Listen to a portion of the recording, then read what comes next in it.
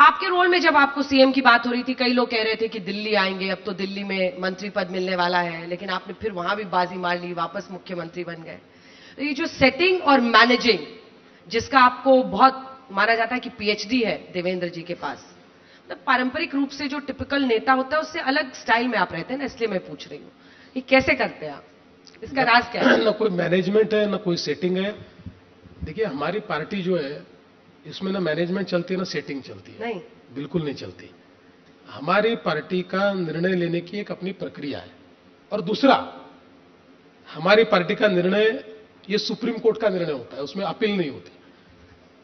उसमें एक बार निर्णय हो गया तो आपको उस निर्णय को मान्य करना पड़ता है। तो अब मुख्यमंत्री बनाने का निर्णय पार्टी ने किया तो मुख्यमंत्री हो। अगर पार्टी कहती कि आपको पार्टी में काम करना है तो पार्टी में काम करता, अगर कहती दिल्ली में काम करना है तो दिल्ली में काम करता, अगर पार्टी कहती कि घर चले जाओ तो घर चले जाता। देखिए, ये जो भी है इसमें कोई सेटिंग नहीं चलती है। उप मुख्यमंत्री वाला आया था, थोड़ा सा तो दर्द हुआ होगा। हाँ, बिल्कुल हुआ। इसलिए हुआ, हाँ। देखिए, दर्द इसलिए नहीं हुआ कि वो उप मुख्यमंत्री बनना पड़ा। दर्द इसलिए हुआ कि पहले मेरी बातचीत हुई थी, मैंने कहा था कि मुख्यमंत्री से उप मुख्यमंत्री बनूंगा तो लोगों को लगेगा ये सत्ता के लिए लालची है। देखिए, एक अपनी भी एक इमेज होती है, अपनी भी एक प्रतिमा होती है। तो मुझे डर था कि लोगों को लगेगा कि कितना सत्ता का लालची आदमी है, पहले मुख्यमंत्री था, लपक के उप मुख्यमंत्री बन गया। तो पार्टी ने भी पहले हाँ कहा था इस बात को। लेकिन जब पार्टी ने ये कहा कि नहीं, हमको ये लगता है कि पार्टी की जरूरत है इसलिए आप उप मुख्यमंत्री बनी है, तो मैंने हाँ कहा।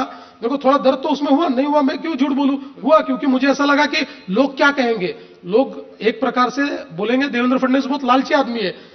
लेकिन लोगों ने, पार्टी के नेताओं ने और पार्टी ने जिस प्रकार से मेरे उप मुख्यमंत्री पद को लिया और जिस प्रकार से उसको रिस्पॉन्ड किया, मैं तो कई बार ऐसा सोचता हूं कि शायद मैं मुख्यमंत्री बन जाता तब भी मुझे इतना आशीर्वाद नहीं मिलता पार्टी का जितना मैं उप मुख्यमंत्री बन के लिया। मतलब अच्छा ही रहा हो। अच्छा ही रहा, जो हो वो भी अच्छा, जो ना हो वो भी अच्छा।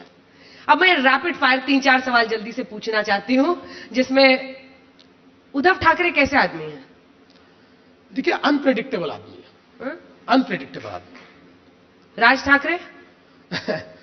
अभी मुझे लगता है कि मैं पहले ऐसा मानता था कि राज ठाकरे बहुत फर्म आदमी है, फर्म है वो, उनमें क्वालिटीज भी बहुत है, लेकिन है तो अभी भी है। धोखा दे दिया अभी भी? नहीं, धोखा वोखा नहीं। देखिए, ये राजनीति है। मैं आपको बताऊं कि अभी मुझे राज ठाकरे एक कंफ्यूज्ड व्यक्ति लगते हैं।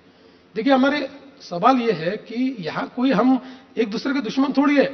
16 तारीख के बाद वापस चाय पियेंगे साथ में, 16 तारीख तक खिलाफत है, क्योंकि हमारी विचारों की खिलाफत है ना, ये कोई प्रॉपर्टी की खिलाफत थोड़ी है, ये तो विचारों की खिलाफत है। 16 तारीख के बाद वापस चाय पियेंगे, क्या अड़चन है? एकनाथ शिंदे? एकनाथ शिंदे पक्के दोस्त है, मर्द आदमी है, शेर आदमी है। अच्छा, अजीत पवार? अजीत पवार ये मेरे पॉलिटिकल मित्र है। हंस क्यों रहे आप लोग? देखिए, मैं तो बेबाकी से बात करता हूं। ये मेरे पॉलिटिकल मित्र है और पॉलिटिक्स में मैं इतना कह सकता हूं, बाहर कोई भी परसेप्शन हो, अजीत पवार एक डिपेंडेबल आदमी है।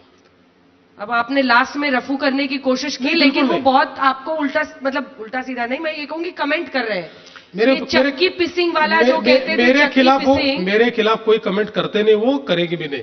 हमारा अंडरस्टैंडिंग बहुत अच्छा है, अंडरस्टैंडिंग है इसलिए यहां तक पहुंच गए। लेकिन उन्होंने कहा कि इतने करोड़ का जो लोग मुझ पर भ्रष्टाचार का आरोप लगाते थे, उनके साथ में देखो सरकार में, वो आपकी कमजोर नब्ज पे ऐसे धीरे धीरे। नहीं, इसका कारण है, उनको मालूम है कि मैंने इस चुनाव में घोषणा की है कि मैं रेस्ट्रेंट रखूंगा, मैं किसी के खिलाफ, दोस्तों के खिलाफ तो बोलूंगा ही नहीं, सिर्फ हमारे विरोधी ने कोई बात कही तो उसका जवाब दूंगा। और मैं नगर पालिका के चुनाव से अभी तक मैंने उस रेस्ट्रेंट को पाला है। तो सबको मालूम है मेरे जवाब तो इतने शार्प होते हैं कि उससे फिर क्या होता है आपने कई बार देखा है। लेकिन मैंने रेस्ट्रेंट पालने का तय किया है, इसलिए कोई कुछ बोले मैं शांत हूं। आदित्य ठाकरे?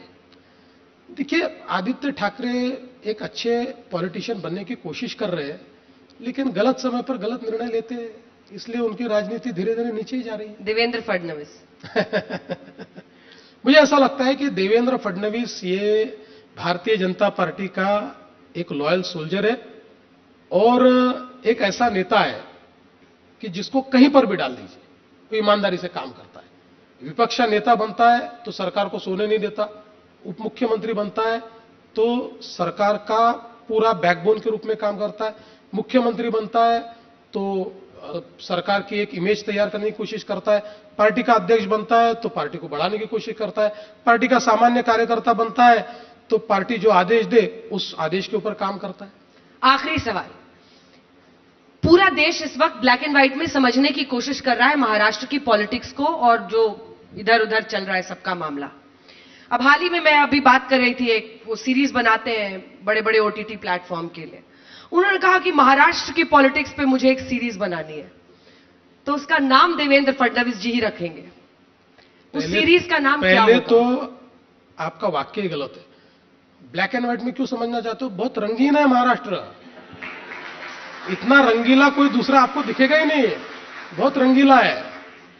और महाराष्ट्र की जो राजनीति है, इस राजनीति के ऊपर अगर कोई वेब सीरीज बनेगी तो उसको क्या नाम देना ये तो बड़ा सोचना पड़ेगा। इसमें कभी हाँ कभी ना भी नाम हम दे सकते हैं, या कल क्या होगा ऐसा भी किसको पता, ये भी कह सकते हैं। ऐसी राजनीति, मुझे ऐसा लगता है कि 2019 से 2024 तक की हमारी राजनीति ने जिस प्रकार से करवटें बदली है, देखिए उससे मैं स्वयं भी अपने आप को एक अलग मैच्योरिटी पर पाता हूं। और 2019 से पहले मैं कहता था कि राजनीति में ये चीजें हो ही नहीं सकती, लेकिन वो चीजें भी राजनीति ने मुझे दिखा दी कि ये चीजें भी हो सकती है। इसलिए मैंने राजनीति में एक सबक देखा है, नेवर से नेवर। बिल्कुल सही कहा, नेवर से नेवर, ये राजनीति का सबक है। याद करना पड़ता होगा आज किसके साथ गठबंधन में हो, कल किसके साथ रहूंगा। इतनी बुरी भी स्थिति नहीं है।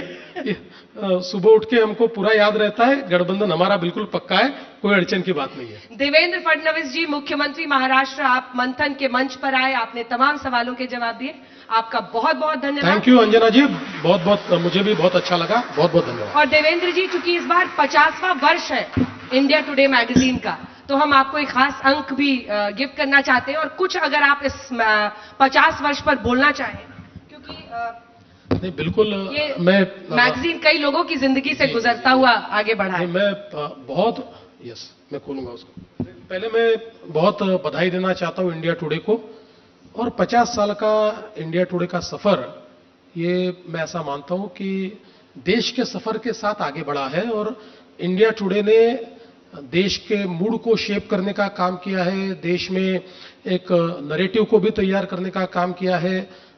देश में जो अलग अलग घटनाएं घटी जिसने एक पॉजिटिव इंपैक्ट किया, उस पॉजिटिव इंपैक्ट को एम्प्लीफाई करने का काम भी इंडिया टुडे ने किया है। और जहां पर गलतियां हुई है, उन गलतियों को लोगों के सामने लाकर एक प्रकार से डेमोक्रेसी में जो एक पत्रकारिता होती है, उसका काम भी इंडिया टुडे ने किया है।